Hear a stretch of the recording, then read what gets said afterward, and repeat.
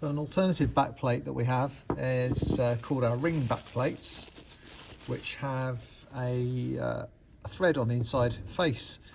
So when these are being fitted, you don't obviously have the plate to connect the two controls together, but as long as you have the small spacer ring and the washer there, you can assemble the ring backplate.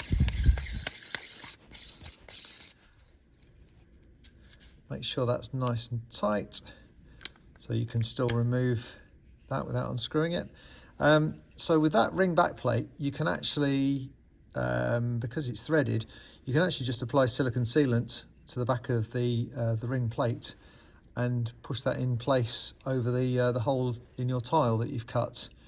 If you've got access to the back, you can put the back nut on, but in many cases we would expect the installer just to use the ring back plate and silicone sealant to hold that in place until it sets.